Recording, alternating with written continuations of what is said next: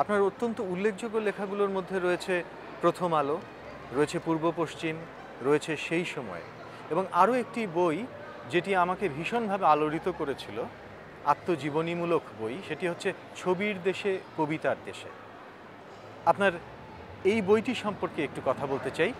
যুক্তরাষ্ট্রে 60-এর দশকে আপনি এসেছিলেন এবং তার কিছু স্মৃতি উঠে এসছে এই বইটিতে, ছবির দেশে কবিতার দেশে।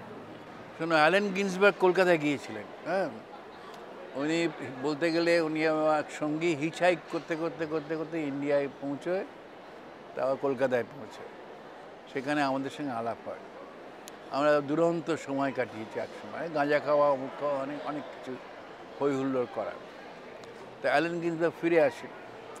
আমি তো গরিবের ছেলে, আমার পক্ষে বিদেশে আসার সম্ভাবনা খুবই কম ছিল তখন। এখন আর খুব সহজ হয়ে গেছে, এখন নানা রকম গ্র্যান্ট, স্কলারশিপ, অনেক কিছু হয়েছে। তখন পাসপোর্ট পাওয়াই ছিল একটা বিরাট সমস্যা। তো যাই হোক, তখন আবার আয়োয়া ইউনিভার্সিটি থেকে পল এঙ্গেল, তিনি ইন্টারন্যাশনাল রাইটিং প্রোগ্রাম, একটা প্রোগ্রাম করেছিলেন, সারা পৃথিবীর থেকে লেখক বেছে বেছে আনতেন, তরুণ লেখকদের। তা তিনিও তার পরের বছর কলকাতায় গিয়ে অনেক লেখকের সঙ্গে আলাপ পরিচয় করেন। তবে কেন যেন উনি আমাকেই নির্বাচন করেন। কেন করেছিলেন সেটা আমি বলতে পারবো না। এসব কথা আমার অর্ধেক জীবন বইটা বই আছে, আমাদের লেখা হয়ে গেছে। তা যাই হোক, উনি আমাকে নিয়ে এসেছিলেন এখানে। সে অভিজ্ঞতা, তারপর অ্যালেন গিন্সবার্গের সঙ্গে, ওর বন্ধুবান্ধবের সঙ্গে অনেক সময় কাটিয়েছি। ওই সময় মার্গারিট বলে একটা মেয়ের সঙ্গে আমার খুব ভাব হয়। আমার সৌভাগ্য হচ্ছে এই যে মেয়েদের সঙ্গে আমার ভাব হয়, তারা সবাই সাহিত্য ভালোবাসে। এই মার্গারিট মেয়েটি ফরাসি মেয়ে, কবিতা ছাড়া কিছুই বোঝে না, এমন একটা ব্যাপার। ওর কাছ থেকে আমি ফরাসি সাহিত্যের সম্বন্ধে অনেক কিছু জেনেছি।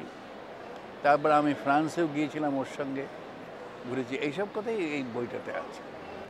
আপনার কিছু কিছু লেখায় ঐতিহাসিক চরিত্র এসেছে, প্রথম আলোতে এসেছে, রবীন্দ্রনাথ সেখানে একটি চরিত্র, তার ভাই জ্যোতিরিন্দ্রনাথ একটি চরিত্র, রবীন্দ্রনাথের বৌদি রয়েছেন সেখানে, রয়েছেন স্বামী বিবেকানন্দ। আপনার আরেকটি লেখা সেই সময়ে, সেখানে রয়েছে প্রিন্স দ্বারকানাথ ঠাকুরের কথা রয়েছে এবং ঈশ্বরচন্দ্র বিদ্যাসাগরের কথা এসেছে, মাইকেল মধুসূদনের কথা এসেছে। এই যে লেখাগুলো ঐতিহাসিক চরিত্র ভিত্তিক, এগুলোর মধ্যে কতটা বাস্তব থেকে নেয়া আর কতটা আপনার কল্পনা মেশানো? আমি একটা রীতি বা টেকনিক ব্যবহার করেছি।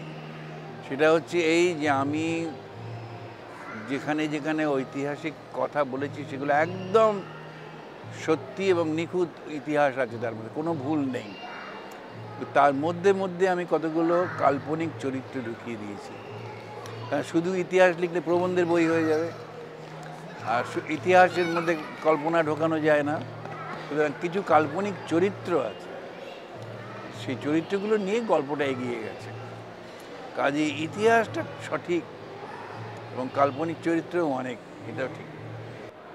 বাংলা সাহিত্যে রবীন্দ্রনাথের অবস্থানকে আপনি কি দৃষ্টিতে দেখেন? দেখো, আমরা ছিলাম একসময় অল্প বয়সে রবীন্দ্র বিরোধী বলে কুখ্যাত।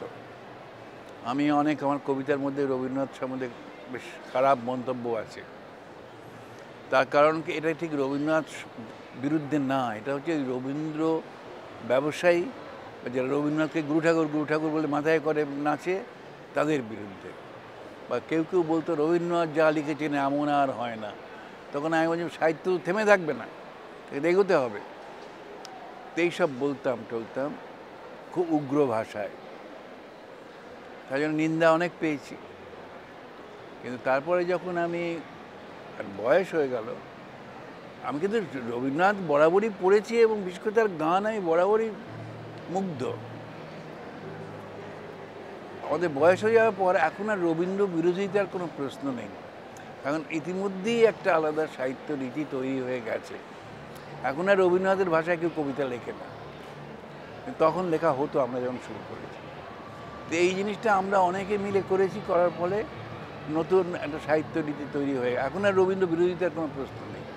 এখন মানে মুক্ত অবস্থায় বিচার করা যায়। হ্যাঁ, রবীন্দ্রনাথের কিছু কিছু গল্প এখনও টিকে আছে। আমি একটা রবীন্দ্রনাথের সিলেকশন বার করেছি, রবীন্দ্রনাথের শ্রেষ্ঠ কবিতা।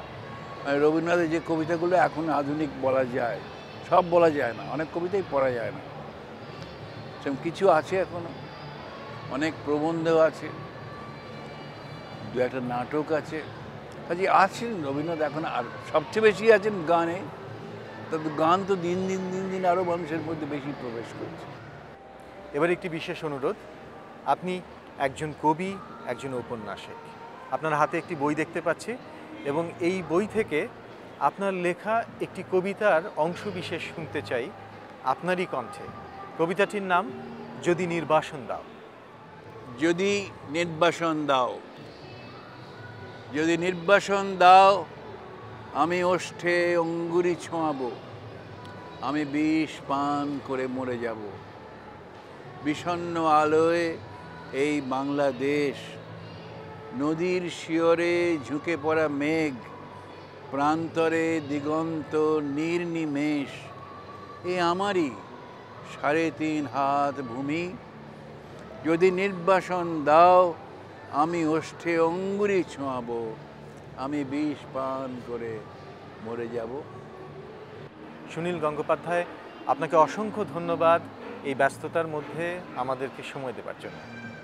খুব ভালো লাগলো, ভালো থেকো, সাবধানে থেকো।